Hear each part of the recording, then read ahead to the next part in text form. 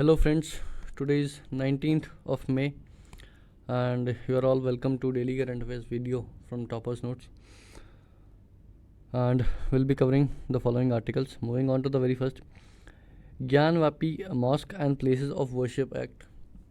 तो रिसेंटली जो ज्ञानव्यापी मॉस्क है उसको रिगार्डिंग काफ़ी हम कह सकते हैं कंट्रोवर्सीज हुई हैं। कोई कहता है उसके अंदर शिवलिंग मिला, कोई कहता है उसके अंदर फुहारा था, कोई कुछ। तो उसके बारे में बात करेंगे। इसके साथ साथ प्लेसेस ऑफ वर्शिप एक्ट, ये थोड़े दिन पहले भी न्यूज़ में था जब हमने JNK के अंदर जो गवर्नर ने हम कह सकते हैं पूजा करवाई थी, उस टाइम ये सेम एक्ट न्यूज़ में था और ये दोबारा है। तो ये काफ़ी इम्पॉर्टेंट इस बार हम कह सकते हैं बन सकता है, राइट। तो दोनों के बारे में देखेंगे इस पर्टिकुलर आर्टिकल में। Moving on to the next one, how the wheat export story change in 2 month. तो हाल ही के लास्ट के 2 महीने के अंदर जो वीट की एक्सपोर्ट स्टोरी है वो कैसे बदल गई, क्या चेंजेस हुए, क्या वर्ल्ड ऑर्डर में चेंजेस हुए कि जो वीट के एक्सपोर्ट्स थे वो पूरे चेंज हो गए, उसके बारे में बात करेंगे। देन अगर moving on the inflation spiral and the risk to macroeconomic stability. जैसा पता है कि महंगाई, इन्फ्लेशन जो है वो दिन प्रतिदिन बढ़ती जा रही है और आर्टिकल्स भी न्यूज़ में बढ़ते जा रहे हैं। तो बहुत ही इस पर्टिकुलर आर्टिकल के अंदर कि जो इन्फ्लेशन है वो मैक्रो इकोनॉमिक स्टेबिलिटी को कैसे रिस्क में लेके आ रही है, कैसे राइज उसका जो रिस्क है उसका रिस्क को बढ़ा रही है, उसके बारे में बात करेंगे। दिक्कत यह है कि इन्फ्लेशन टॉपिक ही ऐसा है कि आप न्यूमरस पर्सपेक्टिव्स के ऊपर इसके ऊपर बात कर सकते हैं। तो इसी वजह से ये आप देखेंगे कि पिछले 3-4 दिनों से ये टॉपिक बार बार रिपीट हो रहा है। सेम हम वर्शिप वाली कह रहे हैं कि ये जो एक्ट था ये भी रिपीट हो रहा है, लेकिन इन दोनों का कंटेक्स्ट अलग अलग है, right. Moving on to the next one, urban heat island effect. तो रिसेंटली बढ़ती हुई गर्मी, तो उसी को देखते हुए कि हीट आइलैंड क्या होता है या फिर हीट आइलैंड इफेक्ट क्या होता है, इसके बारे में हम बात करेंगे इस पर्टिकुलर आर्टिकल के अंदर। Moving on to the next one, changes to biodiversity law will weaken it. तो जैसे कि आपको पता है कि बायोडाइवर्सिटी अमेंडमेंट बिल 2020 चल रहा है, JPC के पास है, जॉइंट पार्लियामेंट्री कमेटी के पास स्टडी के टाइम। तो JPC के जो मेंबर हैं, हमारे कांग्रेस के नेता हैं, तो वो उसके मेंबर हैं। तो उन्होंने काफ़ी सवाल उठाया है कि ये पर्टिकुलर जो बिल है ये कैसे वीक जो चेंजेस हैं वो कैसे इस पर्टिकुलर बायोडाइवर्सिटी बिल को चेंज कर सकते हैं या फिर कमज़ोर कर सकते हैं, right. Other than this, the problem of stagflation और stagnant economic output and high price inflation can coexist. तो जो स्टैगफ्लेशन की प्रॉब्लम है वो क्या है, उसके अलावा एक स्टेगनेंट इकोनॉमिक आउटपुट और हाई इन्फ्लेशन एक साथ को एग्जिस्ट कर सकता है, ये इसके बारे में बताया गया। यूजुअली ये होता है कि स्टेगनेंट है तो इन्फ्लेशन नहीं होगा, लेकिन इस केस में ये कि स्टेगनेंट होने के साथ साथ प्राइस इन्फ्लेशन भी बढ़ रहे हैं, राइट। तो इसके बारे में बात करेंगे, okay. Then okay, moving on to the very first article, Gyanvapi mosque and places of worship act. तो प्लेसेस ऑफ वर्शिप एक्ट फिर से न्यूज़ में है। पहले जब गवर्नर ने पूजा कराई थी मार्तन टेम्पल के ऊपर जम्मू कश्मीर वाले में, तब भी ये एक्ट न्यूज़ में था और आज भी ये एक्ट न्यूज़ में है, ओके। तो अब हुआ क्या है, क्या सीन है। तो एक मॉस्क है, कहाँ पर, वाराणसी, बनारस, हिंदू की नगरी, ऑब्वियस सी बात है। वहाँ पर एक ज्ञानव्यापी मॉस्क है और उसके अंदर लोग क्लेम कर रहे हैं कि हमें भैया वहाँ मिल गया है शिवलिंग। तो ये तो भाई साहब भारत वाला है, ये तो हिंदुओं का है, इसमें ये तो इन्होंने गलत किया हुआ है। तो एक थोड़ा सा क्राइसिस मैनेजमेंट के लिए कि क्या बात है, क्या सीन है, पूरा उसको देखने के लिए जो सुप्रीम कोर्ट है उसने वाराणसी का जो DM है, डिस्ट्रिक्ट मजिस्ट्रेट, आप कल को बनते तो आपको भी डिस्ट्रिक्ट मजिस्ट्रेट ही बोला जाएगा, तो उनको एक हम कह सकते हैं डायरेक्ट किया है कि जाके इंश्योर करे कि जो ज्ञानव्यापी कॉम्प्लेक्स है, उस मस्जिद का जो कॉम्प्लेक्स है उसको प्रोटेक्शन हो, जहाँ पे कि रिसेंटली सर्वे के टाइम ऐसा शिवलिंग पाया गया था, ताकि दंगे निबड़ के और जो हम कह सकते हैं बाबरी मस्जिद वाला केस है वो दोबारा ना हो। What does the places of worship act से, वर्शिप का जो एक्ट है ये कहता क्या है। अब वर्शिप एक्ट क्या सीन है इसका? इसका सीन ये है, एक सेकेंड, ओके। ये लॉ लाया क्यों गया था? ये this law was enacted to freeze status of all places of worship in countries as on 15 of 1947। 15 अगस्त 1947 में जो भी स्टेटस था प्लेस ऑफ वर्शिप का, उसको इसने सीज कर दिया कि जो प्लेस ऑफ वर्शिप है वो वैसी की वैसी रहेंगी जैसा है। उसमें ऐसा नहीं कि आज अगर पूजा हो रही है और कल को तुम शुरू कर दोगे तो वो नहीं माना जाएगा। अगर वो चल रही है तो वो चलती जाएगी, अगर नहीं हो रही तो वो आगे भी नहीं होगी। तो उन सबको सीज कर दिया गया, फ्रीज कर दिया गया था। इसमें एक्सेप्शन रखा गया बाबरी मस्जिद और राम जन्मभूमि का डिस्प्यूट को। क्यों? क्योंकि तब वो लिटिगेशन वाला डिस्प्यूट में चल रही थी, डिस्प्यूट उसके ऊपर लिटिगेशन चल रहा था, राइट। अब डिस्प्यूट कब ख़त्म हुआ? जब कोर्ट ने रूल किया कि जो लैंड जिस पे कि मस्जिद खड़ी है वो हिंदू कम्युनिटी के दे दी जाए राम टेम्पल के कंस्ट्रक्शन के लिए। Challenge to the act questions legality of the prohibition it imposes on any community laying claims to the place of worship of one another। अगर जो एक्ट के चैलेंजेस है वो क्वेश्चन करते हैं लीगलिटी ऑफ प्रोहिबिशन को। It imposes on any community, किसी community पे जो प्रोहिबिशन ये इम्पोज करते हैं कि वो वर्शिप वाली प्रोसेस को लेके जो क्लेम्स है उसको ये क्वेश्चन करते हैं। एक्ट कहता है कि कोई भी पर्सन कन्वर्ट नहीं करेगा एक प्लेस ऑफ रिलीजियस डिनोमिनेशन को any other different denomination of section. अगर मान लीजिए कल को जब 15 अगस्त की बात करते हैं हम 47 की, मान लीजिए ए प्लेस है जहाँ पे उस टाइम मुस्लिम का मॉस्क या मस्जिद थी, तो आप ये नहीं कर सकते कि भाई साहब 10 साल बाद आप इसको प्लेस बी में कन्वर्ट कर दो और यहाँ पे आप हिंदू टेम्पल बना दो। अगर ये मॉस्क है तो ये मॉस्क रहेगी, अगर ये चर्च है तो ये चर्च रहेगी, अगर ये टेम्पल है तो ये टेम्पल रहेगा। इसमें कोई भी चेंजेस नहीं होगा, ये एक्ट कहता है। लेकिन अभी रिसेंटली जब बाबरी मस्जिद वाला केस हुआ तो ये उसी में उसके खुद के ही कॉन्ट्रडिक्शन को, वो खुद के ही एडिशन को चैलेंज करता है, राइट। इसके अलावा जैसा वर्शिप के ऊपर की जो कंटिन्यू कर रही थी कि declaration that a place of worship shall continue to be as it is was on 15 August. Place A, अगर इसके ऊपर उस टाइम कुरान पढ़ी जाती थी तो आज भी वो पढ़ी जाएगी, अगर नहीं पढ़ी जाती थी तो वो आज भी नहीं पढ़ी जाएगी, राइट। अगर टेम्पल है कोई, अगर मान लीजिए अगर उस टाइम आरती या पूजा होती थी तो आज भी होगी, अगर नहीं होती थी तो वो आज भी 2022 में नहीं होगी। तो आप कुछ भी उसमें चेंजेस नहीं कर सकते। अगर होती है तो ठीक है, नहीं होती है तो नहीं होगी, ठीक है। Declares that all suits and appeals pending before any court or authority on the cut-off date regarding the conversion of the character of the place of worship shall abate। कि जितने भी सूट्स या अपील्स हैं जो कि pending पड़े हैं किसी कोर्ट या अथॉरिटी के पास कट ऑफ डेट से, कट ऑफ डेट के टाइम पे, तो वो सब ख़त्म हो जाएंगे। एक कट ऑफ डेट दे दी कि 15 अगस्त के, मान लीजिए इससे पहले आपने 70 मेरे सब कितने भी चाहे सूट्स हों, चाहे कितने भी आपने इसमें अपील्स कर रखी हो, अगर इससे पहले वो रिजॉल्व हो गई तो ठीक है, इसके बाद वो चीज़ नहीं मानी जाएगी। जो केस चल रहा था वो ख़त्म, और जो उसकी करंट कंडीशन रहेगी उसी को आगे लेके चला जाएगा, राइट। हाउएवर, लेकिन अगर कोई सूट या फिर कोई प्रोसीडिंग एक कन्वर्जन के ऊपर चलती है that happen after the cut off date, अगर कट ऑफ डेट के बाद हो चुकी है तो वो कंटिन्यू करेगी। In which cases will the law not apply, या फिर हम कह सकते हैं कि एक्सेप्शन क्या है इसका। Ancient and memorial monuments, historical monuments and archaeological sites and remains that are covered by Ancient Monuments and Archaeological Sites of Remains Act 1958। तो इस पर्टिकुलर एक्ट के अंदर जितने भी हिस्टोरिकल मॉन्यूमेंट्स या फिर एंशियंट मॉन्यूमेंट्स या आर्कियोलॉजिकल साइट्स हैं उनको एक्सेप्शन दिया गया है। कोई भी ऐसा सूट जो कि फाइनली सेटल कर दिया गया है, डिस्पोज कर दिया गया है किसी भी डिस्प्यूट के बीच में before 1991 and act came into force on the conversion of place that took place by acquisitions. तो कोई भी सूट या ऐसा हम कह सकते हैं जिसको सेटल कर दिया गया था उसको एक्सेप्ट मतलब एक्सेप्शन दिया गया है 1991 से पहले, राइट। या फिर इस टाइम से पहले कोई कन्वर्जन हुआ तो उसको छोड़ दिया गया। Anyone contravening the prohibition or on converting the status of place of worship is liable to be in prison for up to 3 years and a fine. अगर कोई भी कन्वीन करता है कि जो कन्वर्टिंग है स्टेटस का, अगर उसके अंदर कोई भी दिक्कत करता है तो उसको 3 ईयर्स का जो सज़ा का प्रावधान और एक फ़ाइन का प्रावधान है। Those abetting or participating in a criminal conspiracy to commit this offence will get the same punishment।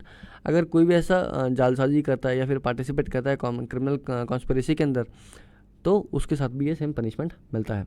What is the supreme court said on the status freeze. अगर स्टेटस फ्रीज की बात करते हैं तो सुप्रीम कोर्ट ने क्या कहा है, इन इट्स फाइनल वर्डिक्ट जो अयोध्या डिस्प्यूट था, सुप्रीम कोर्ट ने ऑब्जर्व किया है कि act imposes non degradable non derogable obligation towards enforcing our commitment to secularism, right.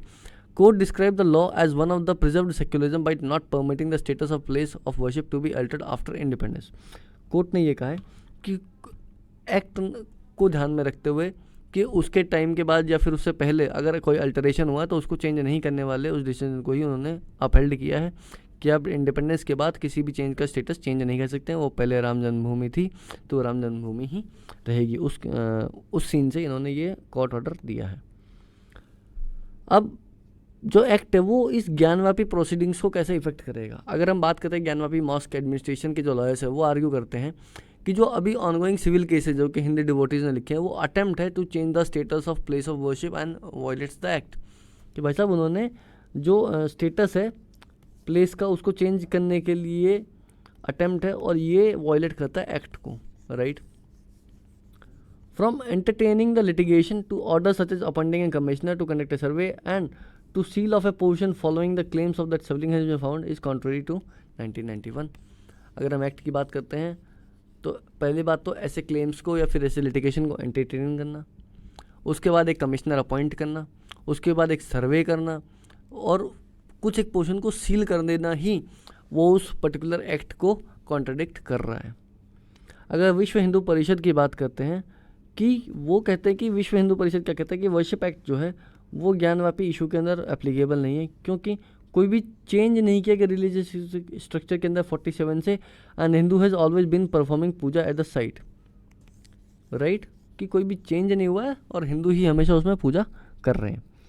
The outcome of the case, अगर कंक्लूजन की बात करते हैं तो outcome of the case will depend on whether the court deems the proceedings contrary to the act और rule it is not applicable to the dispute in Varanasi. तो outcome जो case का वो डिपेंड करेगा कि जो कोर्ट है वो प्रोसीडिंग्स को कॉन्ट्ररी मानता है कि नहीं, कि वो एप्लीकेबल है डिस्प्यूट के अंदर कि एप्लीकेबल नहीं है। उसी पूरे केस के ऊपर ये जो हम कह सकते हैं प्रोसीडिंग है ये हेल्ड करेगी। ओके, अगर हम बात करते हैं प्रीलिम्स पर्सपेक्टिव से तो लोकेशन, कंस्ट्रक्शन किसके बारे में, ज्ञानवापी मॉस्क के बारे में, राइट। तो इसके बारे में ही पूछा जाएगा ज़्यादा। वाराणसी सिटी के बारे में कुछ पूछ सकते हैं, चाहे वो हेरिटेज सिटी वाला हो या कोई स्कीम लॉन्च हुई हो या किसी कारण कोई ऐसा हम कह सकते हैं प्रोजेक्ट लाया गया हो, तो उसके बारे में पूछा जा सकता है। उसके अलावा places of worship act direct question आ सकता है। इसके एक्ट्स के हम बोल सकते हैं प्रोविजंस के ऊपर, ये क्या क्या अलाउ करता है, क्या क्या अलाउ नहीं करता है। क्यों? क्योंकि 2-3 केसेस हो चुके हैं। पहले बाबरी मस्जिद वाला केस था, उसके अलावा मार्तन टेम्पल वाला हुआ, उसके अलावा अब ये ज्ञानवापी मॉस्क वाला केस हो गया। तो प्लेसेस ऑफ वर्शिप एक्ट जो है वो न्यूज़ में है और इसके आने के पूरे चांसेस हैं, right. Okay, moving on to the next article. How the wheat export story change in 2 month. इसके बारे में बात करेंगे कि वीट एक्सपोर्ट की स्टोरी कि पिछले 2 महीने से जो वीट चल रहा है उसका पूरा क्या सीन है। सबसे पहले तो क्यों स्टार्ट हुआ एक्सपोर्ट वाला जो बात है, ये क्यों स्टार्ट हुई, उसके बीच में क्या प्रोसेस चला, और अब रिसेंटली जब बैन की बात हो गई है तो ये क्यों हुआ, क्या रीजंस थे, क्या कारण थे, राइट। ओके, तो रिसेंटली क्या हुआ, गवर्नमेंट ने जो एक्सपोर्ट था वीट का उसको बैन कर दिया, राइट। सिर्फ उनके लिए जहाँ पर कि मतलब सबके लिए बैन कर दिया, सिर्फ 2-4 चीज़ों को छोड़ के, 2-4 कंडीशंस को लेके, जहाँ पे कि गवर्नमेंट इंपोर्ट कर रही है कंट्री से राइट, वहाँ से, और जहाँ पे कि फूड सिक्योरिटी पर्पसेस के लिए गवर्नमेंट भेज रही है वहाँ पर। अगर कोई कंट्री रिक्वेस्ट कर रही है फूड सिक्योरिटी पर्पस को लेके कि हमें वीट चाहिए, तो उसी केस में एक्सपोर्ट किया जा रहा है, मतलब कि एक्सेप्शनल हम कह सकते हैं एक्सपोर्ट चल रहा है। एज अ होल वाला सीन नहीं चल रहा है कि सबको मिलेगा, स्पेशल स्टेटस देख के वो एक्सपोर्ट हो रहा है। तो इसका पूरा बैकग्राउंड क्या है, स्टार्टिंग से देखते हैं। रशिया और यूक्रेन जो सबसे बड़े एक्सपोर्टर्स थे वीट के, वो वॉर पे जाते हैं, तो वीट का जो प्रोडक्शन और एक्सपोर्ट जो है वो डिक्रीज होता है। इंडिया के पास क्या बेहतरीन मौका कि वो अपने एक्सपोर्ट जो है वीट के एक्सपोर्ट्स को बढ़ा ले या फिर प्रमोट कर ले, राइट। तो वीट के एक्सपोर्ट को बढ़ाने के लिए इंडिया कोशिश शुरू करता है, और सेकेंड ट्रेड डेलीगेशंस जो थी Morocco, Tunisia, Indonesia, Philippines, Thailand, Vietnam, Turkey, Algeria और बहुत सारे जो देश हैं, उनके साथ ऐसे हम कह सकते हैं कि ऐसे देश ढूंढे गए जहाँ पे कि पॉसिबिलिटी होगी कि हम वीट के एक्सपोर्ट्स को बढ़ा सकें या फिर बूस्ट कर सकें, राइट। जब गवर्नमेंट ऐसा कर रही थी, तब भी जो फूड सिक्योरिटी के जो कैंपेनर्स है, जो फूड सिक्योरिटी वाले सेक्शन में हम कह सकते हैं कि एक तरीके की जागरूकता फैलाते हैं, उन्होंने कहा था कि स्टार्ट से ही कि ये इसको ध्यान में रखते किया जाए। क्यों? क्योंकि इससे क्या है, जब एक्सपोर्ट्स बढ़ेगा तो ऑब्वियस सी बात है कि इंडिया का जो डोमेस्टिक कंजम्पशन या फिर डोमेस्टिक जो खुद के लिए चाहिए उसमें डिक्रीज़ होगा, तो ऑब्वियस सी बात है कि इन्फ्लेशन उस पर्टिकुलर चीज़ पे भी बढ़ेगी। कोई चीज़ कम मात्रा में रहती है तो वो महंगी बिकती है, राइट। तो उसको लेते हुए जो कैंपेनर्स है उन्होंने पहले ही गवर्नमेंट को कहा था कि इस चीज़ को ध्यान में रखते हुए ही उस हिसाब से एक्सपोर्ट किया जाए। रीजंस कि एक तो प्राइस का जो स्टेबिलिटी है उसको इंश्योर किया जा सके ताकि इंडिया के अंदर, और इंटरनल कंजम्पशन के लिए भी प्राइसेस राइस जो हम वीट है वो बचनी चाहिए। ऐसा नहीं हो कि हम सारा ही एक्सपोर्ट कर दें और इंडिया के खुद के लिए बचे ही नहीं। और ये भी कब? जब अभी रिसेंटली प्रधानमंत्री गरीब कल्याण अन्न योजना का एक्सपेंशन हुआ है, राइट। अगर हम मेजरली बात करें तो जो क्या है कि ये जो दो रीजंस थे कि स्टेबिलिटी मिले और ग्रेन जो है इंटरनल कंजम्पशन के लिए कम ना पड़े, यही टॉप मोस्ट प्रायोरिटीज़ थी किसके लिए? फूड कैंपेनर्स के लिए, और यही ध्यान में रखने को कहा गया था, राइट। अब एक्सपोर्ट बैन क्यों हुए? कि वो स्टार्टिंग में उन्होंने शुरू तो कर दिया देना, लेकिन बैन क्यों हुए? रिसेंटली क्या हुआ, गवर्नमेंट ने जो वीट प्रोडक्शन था उसके जो एस्टिमेट्स थे पहले उसको रिवाइज़ किया। कि पहले उनके एस्टिमेट थे कि 111.32 मिलियन टन्स का प्रोडक्शन करेंगे हम, लेकिन जब एग्जैक्ट फिगर आया तो 105 मिलियन टन्स का हुआ जून के अंदर, राइट। सिंपल क्या दिख रहा है कि डिक्रीज़ हुआ प्रोडक्शन के अंदर, एस्टिमेट्स के अंदर, और वीट प्रोक्योरमेंट जो था उसके अंदर भी फॉल हुआ है। इससे हुआ क्या कि जो हम कह सकते हैं कि डोमेस्टिक कंजम्पशन है इंडिया के अंदर जो कंजम्पशन है उसके ऊपर वो इफ़ेक्ट दिखने लगा कि डोमेस्टिक कंजम्पशन के लिए वो चीज़ नहीं है, डिक्रीज़ करेगी, राइट। अब जब डिक्रीज़ करिए, जैसे मैंने पहले बताया कि कोई चीज़ का अगर क्वांटिटी कम है तो उसका प्राइस बढ़ने लगता है। अब इस केस में जब प्रोक्योरमेंट के बाद जो डोमेस्टिक कंजम्पशन है उसके लिए कम बचा तो प्राइसेस, लोकल प्राइसेस जो थे वो बढ़ना शुरू हुए। तो हुआ क्या, मार्च की अगर बात करते हैं तो होलसेल इन्फ्लेशन जो था वीट के ऊपर वो 14% का मार्क को क्रॉस कर जाता है, राइट। डिक्रीज प्रोडक्शन, और ये जो इन्फ्लेशन का मार्क था 14%, ये बढ़ने के बाद गवर्नमेंट मजबूर हो जाती है कि वीट के एक्सपोर्ट्स को बैन किया जाए, राइट। इस केस में भी उसने बैन ऑर्डर को रिलैक्स किया है, अलाउ किया है consignments that were registered in custom department system and handed over for examination on prior before 13 मई। अगर 13 मई से पहले कोई कंसाइनमेंट अलाउ कर दिए गए थे और वो कस्टम डिपार्टमेंट के सिस्टम में ऑलरेडी हैं, तो वो उनको छोड़ के बाकी कोई नए जो एक्सपोर्ट्स ऑर्डर्स हैं वो नहीं लिए जा रहे हैं।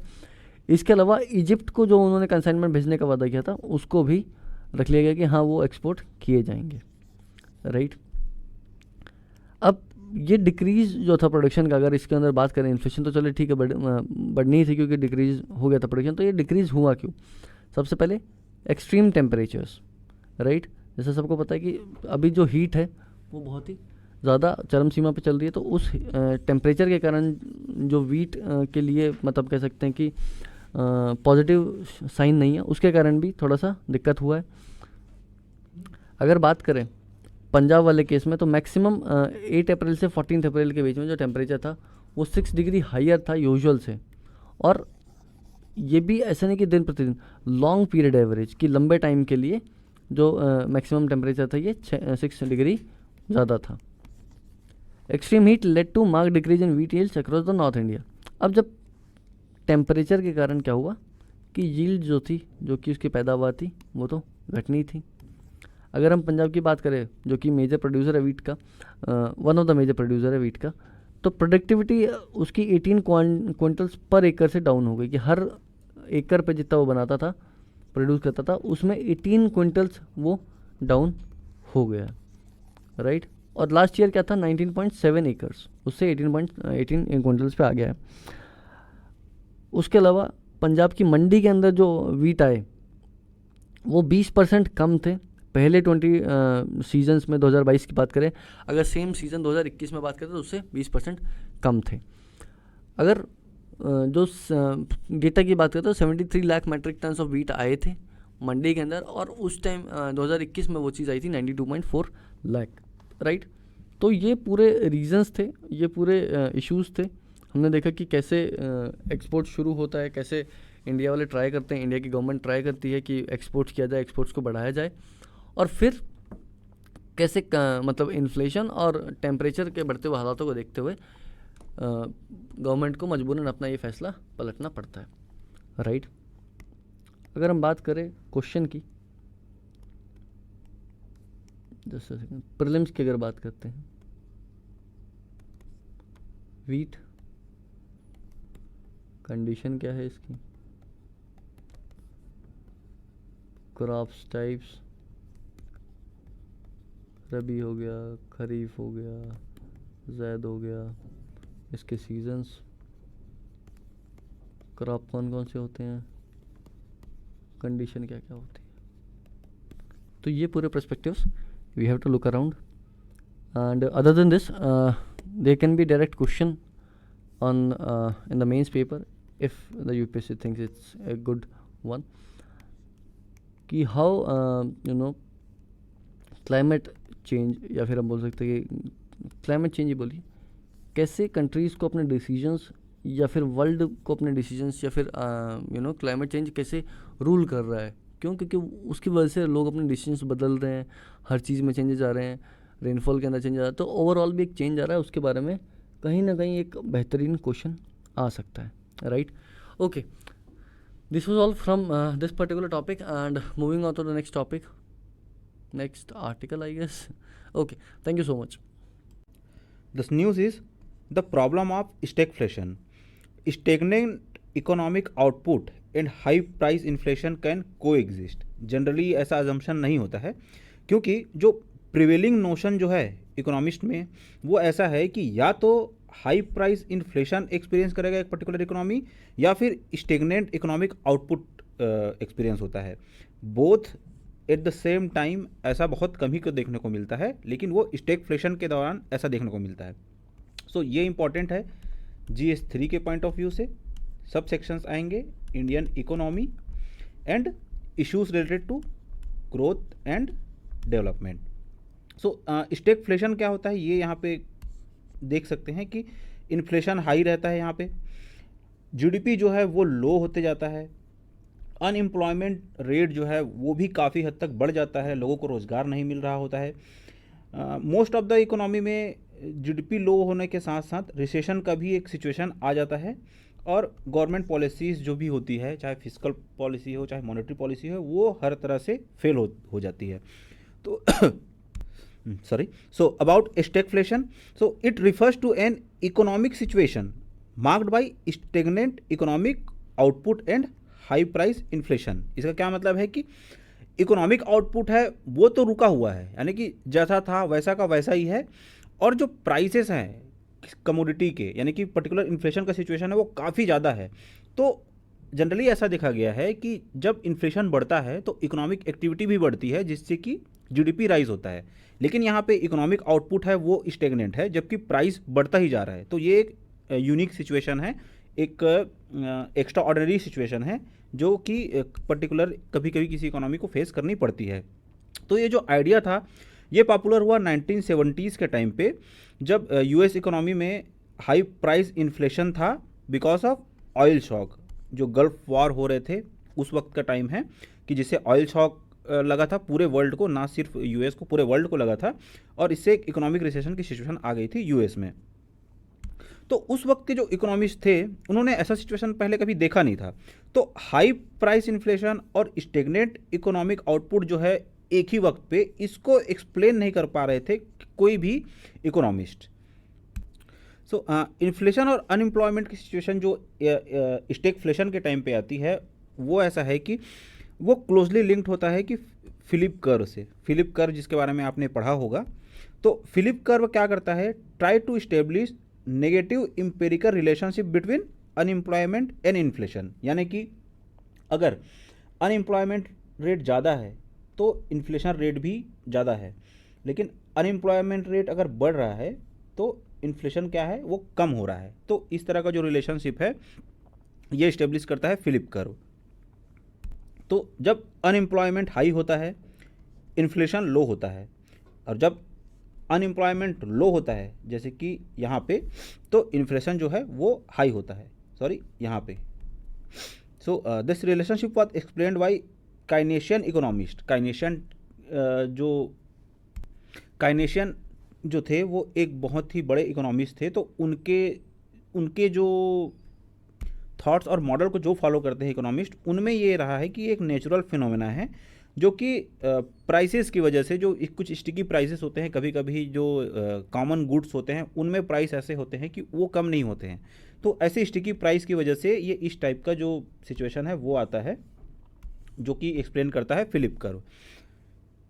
सो जो इन्फ्लेशन होता है उसको मेंटेन करना होता है एक सर्टेन लेवल पे, ताकि जो अनएम्प्लॉयमेंट है वो ना बढ़ जाए पर्टिकुलर इकोनॉमी में। तो जो काइनेशियन इकोनॉमिस्ट है उनके अकॉर्डिंग जो अनएम्प्लॉयमेंट है किसी भी इकोनॉमी में वो बढ़ता है कब, जब वेजेस हैं वो हाई रहते हैं, यानी कि वो क्विकली फॉल नहीं करते हैं, जिसकी वजह से जो चेंजिंग इकोनॉमिक कंडीशन है उससे प्रॉपर एडजस्टमेंट नहीं हो पाता है। वर्कर्स जो होते हैं वो अनविलिंग टू एक्सेप्ट, यानी कि वो कम वेजेस पे काम नहीं करना चाहते हैं। तो इसकी वजह से जो बिजनेसेस होते हैं वो ले ऑफ कर जाते हैं अपने कई एम्प्लॉयज़ को, ताकि वो हायर वेजेस को मेंटेन कर सकें। तो ये अल्टीमेटली क्या करता है कि इकोनॉमी का जो ओवरऑल आउटपुट होता है उसको अफेक्ट करता है, क्योंकि इस ले ऑफ की सिचुएशन की वजह से अब सिर्फ कुछ लोग हैं जो कि एम्प्लॉयड हैं और जो कुछ थे वो अनएम्प्लॉयड हो गए हैं। सो अगर कई इकोनॉमिक्स के बिलीव्स की बात करें तो ये सेंट्रल बैंक्स की ड्यूटी होती है कि वो इस तरह के जो प्राइस का इन्फ्लेशन है उसको मैनेज करे, और जो अनएम्प्लॉयमेंट रेट है इसको रीजनेबल लिमिट के अंदर ही रखें, क्योंकि ये इकोनॉमी का एक अच्छा पिक्चर प्रेजेंट नहीं करती है। तो जब ये स्टेगनेशन वाला सिचुएशन आया 1970s में, तब कई इकोनॉमिस्ट ये सोचने पे मजबूर हो गए कि आखिर हो क्यों रहा है। तो उसके वो प्रॉपर थिंकिंग की वजह से, कलेक्टिव थिंकिंग जो थी उस वक्त के इकोनॉमिस्ट से, उनसे निकल के आया एक मॉडल, रेशनल एक्सपेक्टेशन मॉडल। क्योंकि जो काइनेशियन इकोनॉमिस्ट थे वो एक्सप्लेन नहीं कर पा रहे थे पर्टिकुलर सिचुएशन को, तो जो स्टैगफ्लेशनरी जो इन्वायरमेंट था 1970s में, उसको प्रॉपरली एक्सप्लेन करने के लिए ये रेशनल एक्सपेक्टेशन मॉडल था। इसका एक तरह से जेनेसिस हुआ उस वक्त। सो रेशनल एक्सपेक्टेशन मॉडल है वो अल्टरनेटिव मॉडल था जो कि स्टैगफ्लेशन को एक्सप्लेन कर सकता है। इस मॉडल के अकॉर्डिंग जो वर्कर्स हैं उनको ईजिली ट्रिक नहीं किया जा सकता कि वो लो वेज पे काम करने के लिए तैयार हो जाएं, जबकि जो नॉमिनल वेज है वो वहाँ पे हाई दिख रहा है, बट जो फैक्ट ये है कि वो लो वेज है। तो इस तरह से वर्कर को ट्रिक नहीं किया जा सकता है बाई सेंट्रल बैंक और बाई एनी अथॉरिटी। तो ये जो काइनेशियन इकोनॉमिस्ट ने अज्यूम करके रखा था कि जब इस तरह का इन्फ्लेशनरी सिचुएशन होता है तो वर्कर को आसानी से ट्रिक किया जा सकता है, तो ये सिचुएशन नहीं था इस मॉडल के according.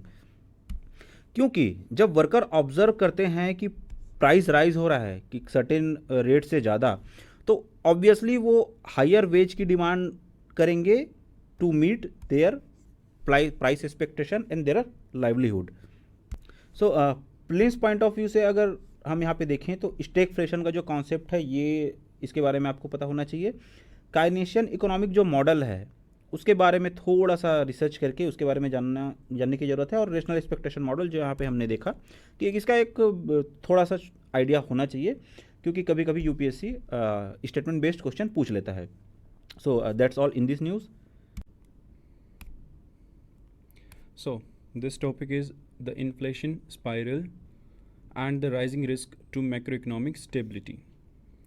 Inflation, which actually means कि value of currency is falling and prices of goods and services is rising. So, what exactly inflation means? मैं मार्केट में गया, मेरी जो करेंसी मेरे हाथ में नोट्स हैं, मेरे INR इंडियन रुपी, उनकी वैल्यू तो हो रही है कम, और जो मार्केट में कमोडिटी है, गुड्स है, प्राइस और कोई प्रोडक्ट है, उनकी प्राइसेस जा रहे हैं ऊपर। तो दैट इज़ बेसिकली इन्फ्लेशन। अगर इसको सिंपल लैंग्वेज में देखें तो इसका मतलब है बहुत ज़्यादा मनी चेज़ कर रही है टू फ्यू गुड्स और सर्विसेज।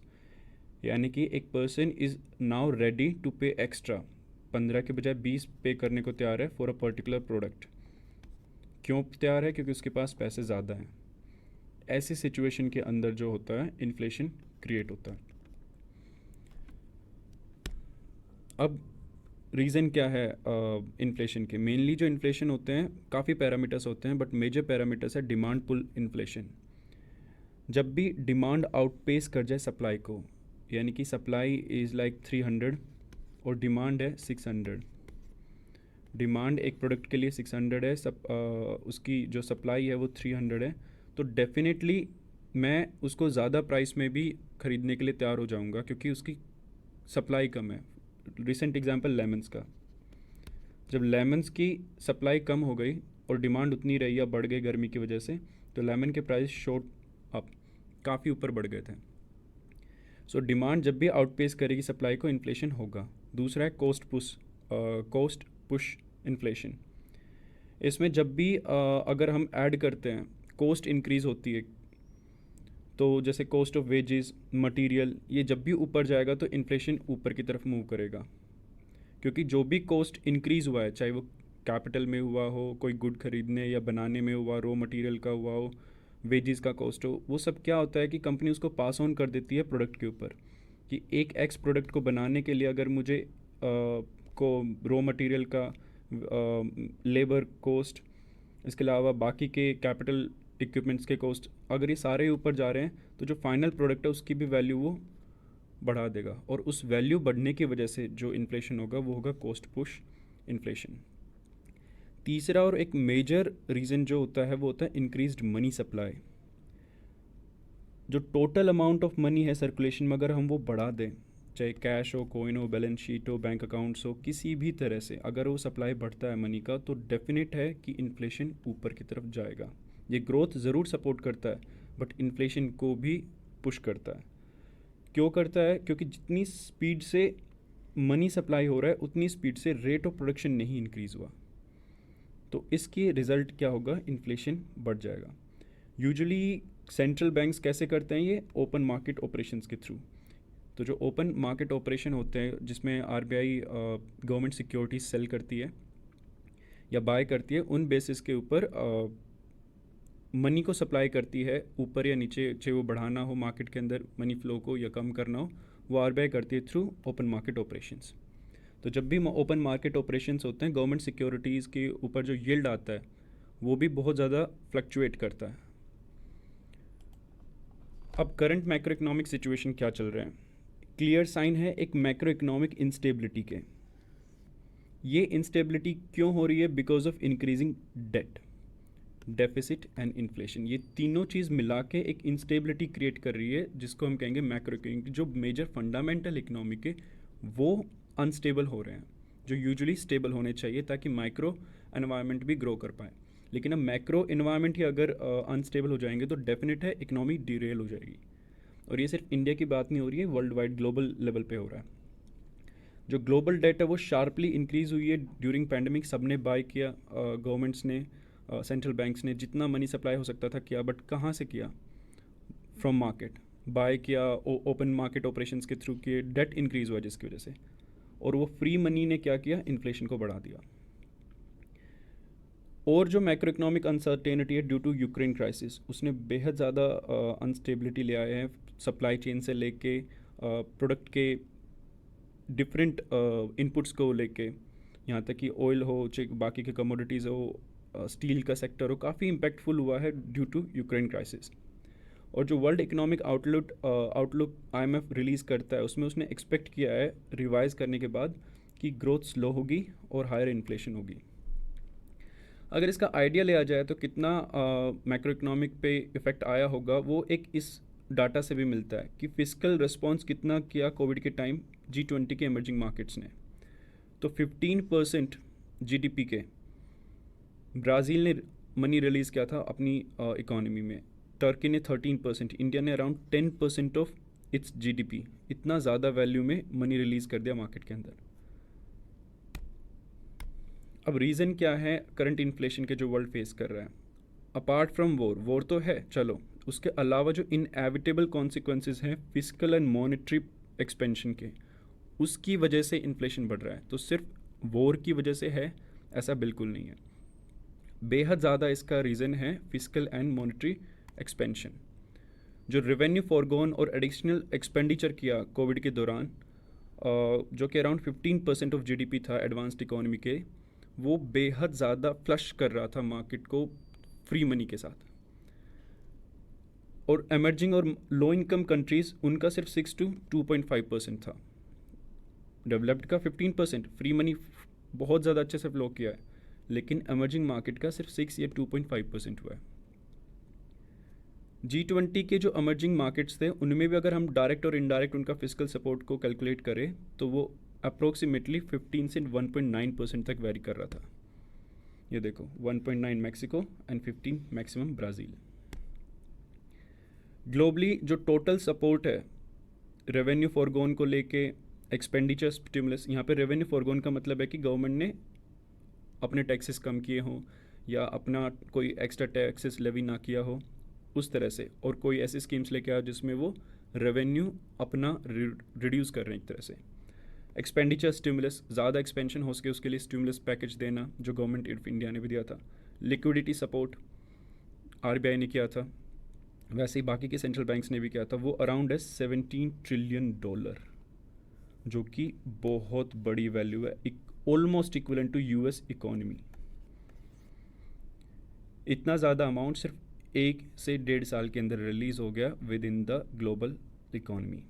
इसमें से गवर्नमेंट गारंटीड, जो गवर्नमेंट की गारंटी थे, वो वूपिंग $4 ट्रिलियन के आसपास का सपोर्ट है। अब इतना ज़्यादा अगर मार्केट में पैसा होगा तो कोई भी अगर बड़ा प्लेयर फेल करता, कोई बड़ी कंट्री डिफ़ॉल्ट करती है, जैसे श्रीलंका का हाल हुआ, तो उसका इम्पैक्ट इग्नोर नहीं किया जा सकता। तो जो डाउन साइड फिजिकल रिस्क है वो भी डेफिनेटली बढ़ गया है, और लार्ज डिफ़ॉल्ट के केस में पूरे के पूरे फिजिकल बैलेंस शीट को मीडियम टर्म में बहुत ज़्यादा डैमेज हो सकता है। अब रिस्पॉन्स क्या रहा गवर्नमेंट्स का एंड सेंट्रल बैंक्स का? सेंट्रल बैंक ने सबसे पहले including RBI interest rate raise करने शुरू कर दिए हैं रिसेंटली अनअनाउंस्ड वे में। वैसे बाय मंथली पॉलिसी रिलीज़ करता है RBI, लेकिन बिकॉज ऑफ इन्फ्लेशन फिगर बिना अनाउंस किए मंथली बाय मंथली टाइमिंग के बिना उन्होंने all of a sudden interest rate change यानी कि रेज करने का अनाउंसमेंट किया। मॉनेटरी स्टांस भी अब धीरे धीरे मूव कर रहा है from supporting growth to inflation management, यानी कि अब जो RBI का और बाकी के सेंट्रल बैंक का फोकस होगा वो होगा इन्फ्लेशन को मैनेज करना, ना कि सपोर्टिंग ग्रोथ। ये एकदम पे हट नहीं रहे हैं ग्रोथ को कि अब ग्रोथ करने की तरफ ध्यान ही नहीं देंगे, लेकिन मेन फोकस होगा उनका इन्फ्लेशन मैनेजमेंट। और जो अकोमोडेटिव पॉलिसी स्टांस है आरबीआई का, वो भी शायद चेंज हो जाएगा इन नेक्स्ट पॉलिसी। जो बाकी के गवर्नमेंट्स है वो कोशिश कर रहे हैं अपनी डोमेस्टिक और एक्सटर्नल डेट को रिड्यूस करने की, ताकि डिफ़ॉल्ट की सिचुएशन ना आए। जो international debt statistic report publish करता है आईएमएफ, उसके हिसाब से 2022 में जो राइजिंग डेट स्टॉक है टू एक्सपोर्ट रेशियो, वो 101% से बढ़ के फ्रॉम 2018 से 2020 में 123% हो गया। और जो share of public sector external debt to total external debt, वो 37 से बढ़ के 39% हो गया। यानी कि पब्लिक सेक्टर की जो डेट है, सरकारी जो कर्ज है विदेश का, वो बढ़ गया है टोटल कर्ज से, क्योंकि विदेश का कर्ज प्राइवेट कंपनीज भी रखती हैं, इंडिविजुअल्स भी होते हैं और गवर्नमेंट का भी होता है। उन सब में जो शेयर है गवर्नमेंट के डेट का, वो 37 से 39% बढ़ गया है। साउथ एशियन का एक क्लासिक एग्जाम्पल डेफिनेटली यहाँ पे आएगा, वो है श्रीलंका, जिसका इंक्रीज़ हो गया है डेट फ्रॉम 258% टू 424%। और इसकी डेट सर्विसिंग कॉस्ट है एक्सपोर्ट रेशियो के 39%। इनकी 39% जो इसकी अर्निंग हो रही है थ्रू एक्सपोर्ट्स, उस सारी की सारी 39%, मतलब 100 में से 39% सिर्फ और सिर्फ अपनी डेट को सर्विस करने में ही इसकी जा रही है। ओवरऑल साउथ एशिया का भी जो debt stock as percentage of export, वो इंक्रीज़ हो गया फ्रॉम 110 टू 137%। वे फॉरवर्ड क्या है? जो मनी स्पेंड किया है लो इनकम डेवलपिंग कंट्रीज़ ने कोविड को डील करने में, वो बेहद कम है, 1% 2% इतना किया है। खासकर लो इनकम कंट्रीज़ में उनके पास कैपेसिटी नहीं था, तो उन्होंने कम स्पेंड किया है। एमर्जिंग मार्केट का भी 10% 15% से ज़्यादा नहीं गया है। तो राइजिंग डेट और इन्फ्लेशन जो कंपाउंड करेगी मैक्रो चैलेंजेस, वो सबसे ज़्यादा इन कंट्रीज़ पे असर लाएगी। तो इन्फ्लेशन का सबसे बुरा असर किन का होगा, किन के ऊपर होगा? Low income developing countries and emerging markets, जैसे इंडिया। इन्होंने इतना ज़्यादा मनी रिलीज़ नहीं किया, लेकिन उसका इम्पैक्ट ज़्यादा इनके ऊपर आएगा। रिडक्शन ऑफ डेट टाइम लेता है, एक दिन में होने वाली चीज़ नहीं है, लेकिन मैनेजमेंट तो करना पड़ेगा, because inflation can't wait. We can't wait कि धीरे धीरे करेंगे डेट रिड्यूस और इन्फ्लेशन को बढ़ने दिया जाए। उस केस में जो पब्लिक है वो बेहद क्रिटिकल सिचुएशन में आ जाएगी। Classic example is Sri Lanka. Options are definitely complex, but global economy needs coordinated policy, ताकि जो मॉनेटरी टाइटनिंग है और फिस्कल सस्टेनेबिलिटी है, उसको एस्टेब्लिश किया जाए। इसका बेस्ट कोलैबोरेशन होता है G20 में, जिसका मेन मोटिव यही है, with consultation with IMF and world bank. So there is a need, ताकि हम स्टार्ट कर सके फिस्कल नॉर्मलाइजेशन बिना क्रिएट के कोई भी एडवर्स डिस्ट्रीब्यूशनल कॉन्सिक्वेंसेस। इसके लिए कंट्रीज़ को चाउट आउट करना पड़ेगा एक फिस्कल नॉर्मलाइजेशन प्लान, ताकि वो इंश्योर कर सके कोई भी अब्रप्ट रिस्पॉन्स ना दिया जाए और एक सीक्वेंस्ड मैनर के अंदर इकोनॉमी को ट्रैक पे लाया जाए। That's it. This topic is about urban heat island effect, जो कि रिसेंटली न्यूज़ में आया है। काफ़ी बार इसके ऊपर डिस्कशन भी हो रहे हैं, और ये एक इम्पोर्टेंट टॉपिक बनता है for prelims point of view as well as mains point of view. Urban heat island एक लोकलाइज्ड फिनोमिना है, टेम्परेरी फिनोमिना है, जो कि कुछ पॉकेट्स के अंदर एक्सपीरियंस किया जा सकता है, जहाँ पे हायर टेम्परेचर होगा सराउंडिंग एरिया के मुकाबले। जो वेरिएशन है वो मेजरली इस वजह से है क्योंकि हीट ट्रैप हो जाएगा उन लोकेलिटीज़ के अंदर, जो कि एक तरह से कंक्रीट के जंगल की तरह दिखाई देंगे, और इसकी वजह से जो ग्रीनर रूरल लोकेलिटीज़ हैं वो ठंडे होंगे, बट कंक्रीट के जो जंगल है, सिटीज़ हैं, वो कंपैरेटिवली काफ़ी गर्म होंगी। इस फिगर को अगर हम देखें तो जो सिटी का एरिया है, इस एरिया में सबसे ज़्यादा टेम्परेचर राइज है, और वो किस वजह से? इंसोलेशन सब जगह बराबर है, लेकिन यहाँ पे रूरल एरिया के अंदर जो इंसोलेशन आया वो प्लांट ने कैप्चर कर लिया, ट्रांसपिरेशन की बाकी की प्रोसेस की, और जो नेचुरल प्रोसेस है उनके ज़रिए हीट को रिलीज़ कर दिया। यहाँ पे कैप्चर होके नहीं रुका, और रात के टाइमिंग पे या बाकी के टाइमिंग पे टेम्परेचर डिक्रीज़ हो गया। वहीं सबर्बन एरिया के अंदर थोड़ा सा बेटर सिचुएशन नहीं है, थोड़ा सा मतलब टेम्परेचर ज़्यादा है, कमर्शियल के अंदर और बढ़ गया, और सिटीज़ के अंदर तो सबसे ज़्यादा है। जिसे अर्बन हीट आइलैंड इफेक्ट कह रहे हैं। ये न्यूज़ में क्यों है? मिडनाइट के टाइमिंग का नासा के इको स्ट्रेस नाम का एक थर्मामीटर है जो कि उसकी सैटेलाइट में है, उसने कैप्चर किया एक इमेज जो कि कवर करता है 12,350 स्क्वायर किलोमीटर, जो नॉर्थ वेस्ट दिल्ली के साइड का है, नॉर्थ इंडिया के अंदर। उसने एक बेहद इंटरेस्टिंग डिफरेंस शो किया। रात को जो इमेज कैप्चर की उसमें टेम्परेचर का डिफरेंस बहुत ज़्यादा था अर्बन एंड रूरल पॉकेट्स के अंदर। उसमें जो रेड पैचेस दिखाई दे रहे थे इमेज में, वो क्लियरली शो कर रहे थे कि बेहद सिग्निफिकेंटली गर्म है urban areas compared to rural areas. यहाँ तक कि 20 डिग्री सेल्सियस तक का डिफरेंस आ रहा था। जो नासा की फाइंडिंग्स थी उसके हिसाब से दिल्ली और आसपास के इलाकों में टेम्परेचर था 35 डिग्री सेल्सियस, वहीं रूरल खेतों के अंदर टेम्परेचर था शाम के टाइमिंग का 15 डिग्री सेल्सियस रात का टाइम। ये डाटा सजेस्ट करता है कि जो टेम्परेचर है सिटीज़ के अंदर वो बेहद ज़्यादा है और वो ज़्यादा डिफ़िकल्टीज़ फेस कर रहे हैं कंपेरेटिव टू रूरल एरियाज़।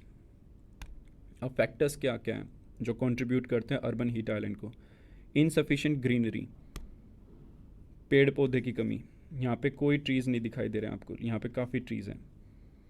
तो जितनी कम ग्रीनरी हो गया उतना एक नेचुरल प्रोसेस होता है ट्रांसपिरेशन, जिसके ज़रिए कूलिंग होता है एरिया के, वो रिड्यूस हो जाएगा क्योंकि ट्रीज़ ही नहीं है। ट्री नहीं है तो ट्रांसपिरेशन नहीं होगा, ट्रांसपिरेशन नहीं होगा तो हीट कैप्चर हो जाएगी। Dark and dull coloured roofs, जो छतें हैं हमारी सिटीज़ के अंदर वो ज़्यादातर डार्क है, वो उनको कोई क्लीन नहीं करता, कोई साफ़ नहीं रहता, और डार्क होने की वजह से ज़्यादा हीट वो कैप्चर करके अपने अंदर स्टोर कर लेते हैं और उसको रिफ्लेक्ट बैक नहीं कर पाते और ना ही उसको रिलीज़ करते हैं जल्दी से।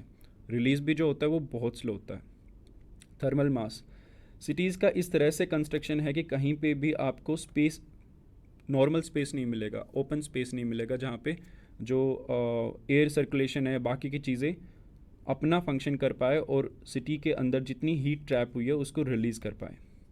वो सिटी के अंदर हीट ट्रैप रह जाते हैं और इसका रिज़ल्ट क्या होता है? टेम्परेचर सिग्निफिकेंटली इंक्रीज़ होता है और ये एक मेजर रीज़न है। एयर कंडीशनिंग, एसी, घर के अंदर तो कूलिंग कर देते हैं लेकिन जो हीट है वो रिलीज़ करते हैं बाहर। मेरे घर के अंदर हो गई कूलिंग और मेरे घर के बाहर का एरिया होगा हॉट, गर्म, और वो ट्रैप हो जाती है अर्बन सिटीज़ के अंदर, क्योंकि सिटीज़ का जो एयर सर्कुलेशन है वो इतना अच्छा है ही नहीं।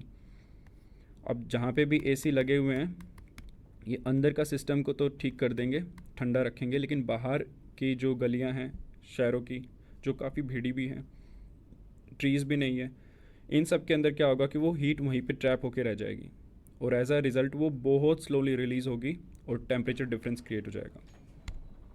नाउ वे फॉरवर्ड, सबसे इंटरेस्टिंग और सबसे इजी वे है इसका ग्रीन कवर इंक्रीज़ करना ताकि हीट लोड कम हो सके अर्बन एरियाज़ के अंदर। जितना ज़्यादा हीट लोड होगा उतना ज़्यादा टेम्परेचर डिफरेंस आएगा और ये जो अर्बन हीट आइलैंड इफेक्ट है वो इंक्रीज़ होगा। So first and foremost thing is कि इसको रिड्यूस किया जाए और वो रिड्यूस करने का तरीका है ग्रीन कवर को इंक्रीज़ करना। इसको ग्रीन कवर को जो मिटिगेशन इफेक्ट्स है वो और भी हो सकते हैं। कंस्ट्रक्शन मटेरियल ऐसा यूज़ करो कि वो हीट को ज़्यादा कैप्चर करके ना रखे। इंडिया के अंदर ज़्यादातर कंक्रीट की चीज़ें बनती हैं, तो कंक्रीट की बनी हुई चीज़ें बहुत स्लोली हीट को रिलीज़ करेगी comparative to other western countries जहाँ पे लकड़ी का या बाकी प्रोडक्ट का ज़्यादा यूज़ होता है, तो बहुत ईजिली हीट रिलीज़ कर देती है।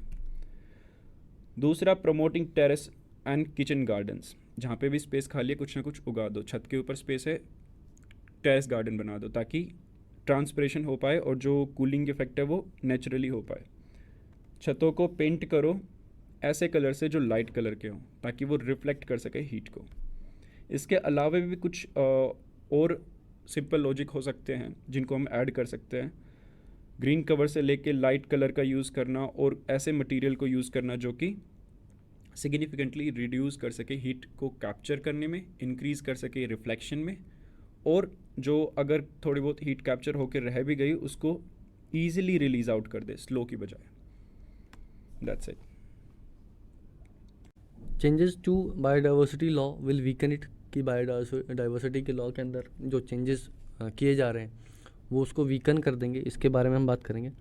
तो रिसेंटली जैसा आपको पता है कि बायोलॉजिकल डाइवर्सिटी अमेंडमेंट बिल जो है वो हाल फिलहाल जेपीसी के पास है, जॉइंट पार्लियामेंट्री कमेटी के पास, और उसी के एक मेंबर है जयराम रमेश, राज्यसभा मेंबर हैं, जो कि उन्होंने कंसर्न्स बताई हैं कि बायोलॉजिकल अमेंडमेंट बिल के अंदर अगर अमेंडमेंट करते हैं तो उसमें कुछ कंसर्न्स हैं उनके बारे में बात करेंगे।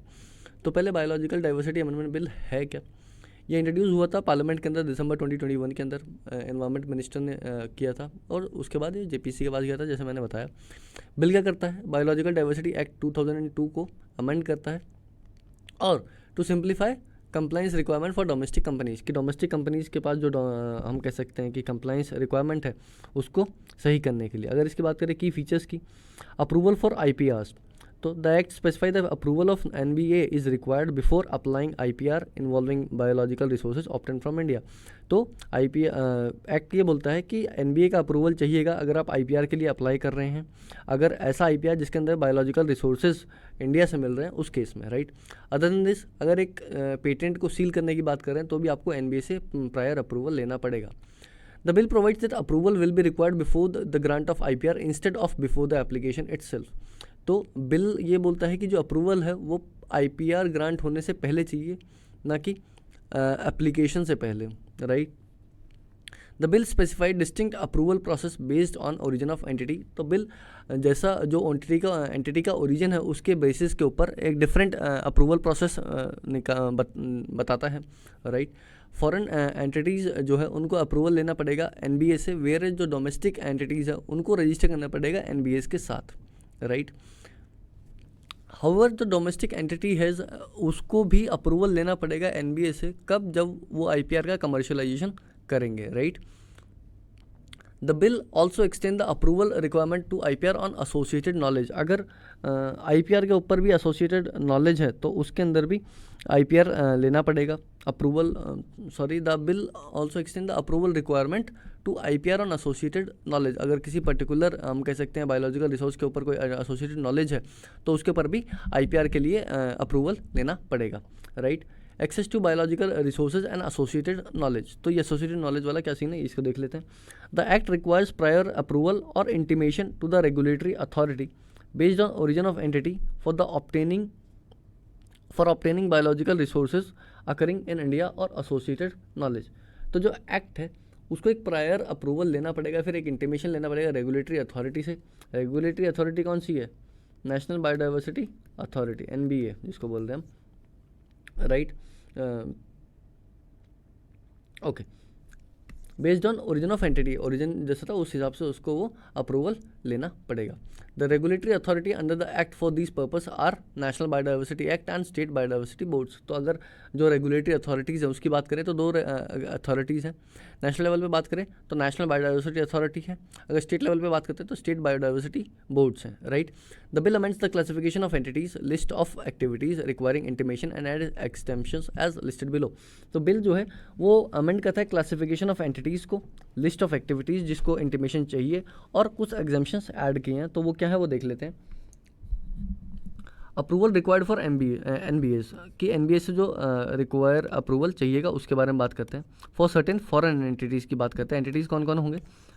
फॉरेन इंडिविजुअल, बाहर के रहने वाले आदमी, NRIs, companies not registered in India, companies registered in India and having non Indian participation in share capital और मैनेजमेंट। एक्टिविटीज़ अगर बात करते हैं तो बायोलॉजिकल रिसोर्सेज निकालना अकरिंग जो कि इंडिया के अंदर आ रहे हैं। एसोसिएटेड नॉलेज, उनसे रिलेटेड कोई नॉलेज है, किसके लिए? रिसर्च के लिए, कमर्शियलाइजेशन के लिए, या फिर बायो सर्वे, या फिर बायो यूटिलाइजेशन के लिए, राइट। अब एसबीबी से लेने के लिए क्या है? डोमेस्टिक एंटिटीज़ के लिए एंटिटीज़ कौन कौन से होगी? इंडियन सिटीजन्स हो गए, company registered in India except those require NBA approval, right. Activities क्या है? Biological resources occurring in India for commercial utilisation के लिए किया जाता है। इसमें एक्सम्पशन क्या है? एग्जम्पशन की बात करें तो use by local people and communities including powers and cultivators of biodiversity, growers and cultivators, then vaids, hakims practising indigenous medicine.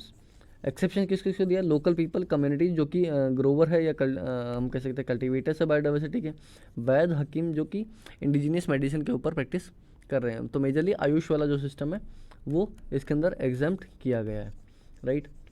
Changes made by the bill, ये एक्ट था 2002 का, उसके अंदर चेंजेस क्या किए? Entities change the last category to companies registered in India which are foreign controlled companies as under companies act of 2013।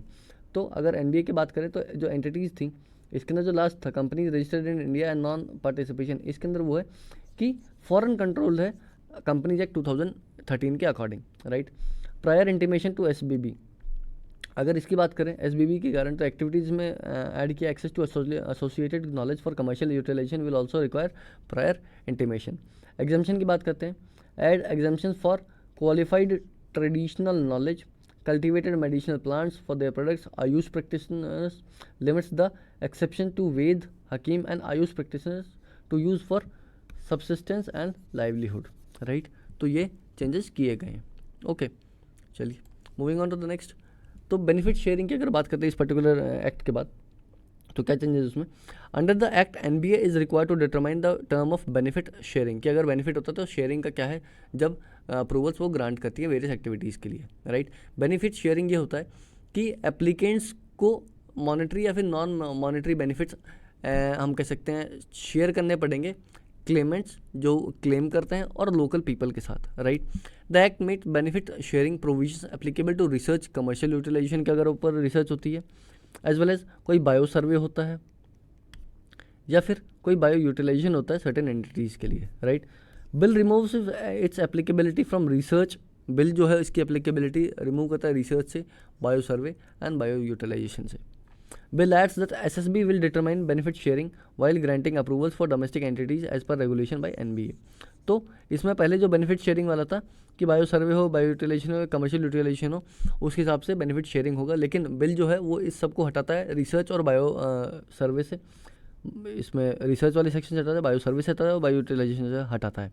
और SSB को determine करने के लिए बोलता है कि जो बेनिफिट शेयरिंग है वो एसएसबी डिटरमाइन करेगी जब वो अप्रूवल्स देगी, राइट, वो भी एनबीए के रेगुलेशंस के under, right. Offences and penalties कि ऑफेंसेस और पेनल्टीज़ क्या है अंडर द एक्ट। अगर हम बात करें ऑफेंसेस जो है failing to take approval of और providing prior intimation for various activities, कि वे एक्टिविटीज़ के लिए अगर अप्रूवल नहीं लिया या फिर प्रायर इंटीमेशन नहीं दिया तो एक ऑफेंस के अंडर आएगा। ये ऑफेंसेस पनिशेबल है, इम्प्रिजनमेंट हो सकता है या फिर 5 साल का इम्प्रिजनमेंट हो सकता है या फिर दोनों, कि फ़ाइन हो सकता है, इम्प्रिजनमेंट हो सकता है, दोनों चीज़, right. The bill decriminalises offences and make offences punishable. तो ऑफेंसेस को क्रिमिनल ऑफेंस ना लेके उनको पनिशेबल कर दिया है, जो कि पेनल्टी है 1 लाख से 50 लाख के बीच में उनके ऑफेंस को देखते हुए। कंटिन्यूइंग कंट्रावेंशन में attract an additional penalty of 1 crore rupees, अगर लगता है कि और पेनल्टी लगने के बाद भी वो काम नहीं रुक रहा है तो वो उसको एक्सटेंड करके 1 करोड़ तक जा सकते हैं, राइट। तो कंसर्न्स क्या रेज करिए, exemption given to AYUSH practitioners, तो आयुष को जो एग्जाम्शंस दिए उसको लिए दिया, उन्होंने क्वेश्चन किया है एग्जाम्शन आयुष प्रैक्टिशनर्स को कि as per him exemption could open the law for abuse, कि अगर किसी को एग्जाम किया जाएगा तो वो उस लॉ को अब्यूज़ कर सकेगा, राइट, कि उसका ढंग से फॉलो नहीं होगा, जिसको भी पकड़ेंगे बोलेगा हम तो आयुष के अंदर था, तो वो बहुत ही इशू उन्होंने बताया है। और जैसा मैंने बताया कि ये जो जयराम रमेश जी हैं ये जेपीसी के भी मेंबर है जो कि बिल को स्क्रूटनाइज कर रहे हैं। Artificial distinction between company and Ayush practitioners, तो जो डिस्टिंक्शन है आयुष प्रैक्टिशनर्स और कंपनी के बीच में उसको ये बोला कि उसको आर्टिफिशियल बोला गया है। Ministry is drawing a distinction between registered AYUSH practitioners and company by exempting the former from the act, कि एक डिस्टिंक्शन एक भेदभाव कर रही है कि कंपनी को तो उसके हम कह सकते हैं कि एग्जाम्प्ट नहीं किया, वो रूल के अंडर है, लेकिन जो आयुष प्रैक्टिशनर्स हैं वो उससे एग्जाम्प्ट कर दिए गए हैं। अगर हम आयुष की बात करें, आयुष क्या होता है, आयुर्वेद, योगा, न्यूरोपैथी, यूनानी, सिद्धा एंड होम्योपैथी इसके अंदर आते हैं। These are artificial distinction since the registered AYUSH practitioners may have or having informal links with the collective family, हम बोल सकते हैं, मतलब कहने का मतलब ये है कि जो आयुष प्रैक्टिशनर्स है वो इस लॉ के अंडर तो एग्जाम्प्ट हो गए, लेकिन हो सकता है कि उनके इनफॉर्मल लिंक्स हों किसके साथ, किसी कंपनी स्ट्रक्चर्स के साथ, किसी फैमिली के साथ, या फिर उन खुद के डायरेक्ट ना हो कि उनकी फैमिली के लिंक्स हो, राइट। तो ये एक इशू वाली बात कही गई है, right. This may well open door for large scales exemption. अब इससे क्या होगा कि वो कोई भी आदमी खुद ना काम करवा के उनसे करवा के तो वो लार्ज स्केल एग्जाम्शंस होने की संभावना इसमें जताई जा रही है। Distinction between cultivated biodiversity and forest based diversity, तो कल्टिवेटेड बायोडाइवर्सिटी और फॉरेस्ट बेस्ड बायोडाइवर्सिटी के अंदर भेदभाव है। उन्होंने कि ये क्लियर नहीं है कि जो डिस्टिंक्शन है वो किन बेसिस पे होगा, और कि जो डिस्टिंक्शन है ये प्रैक्टिस के अंदर सस्टेन कर भी पाएगा कि नहीं कर पाएगा, right. Diluting the national biodiversity authorities की अथॉरिटी को डाइल्यूट कर दिया गया है। अगर मल्टीपल प्रोविजंस है बिल जो कि डाइल्यूट करते हैं एनबीए की अथॉरिटी को, क्यों?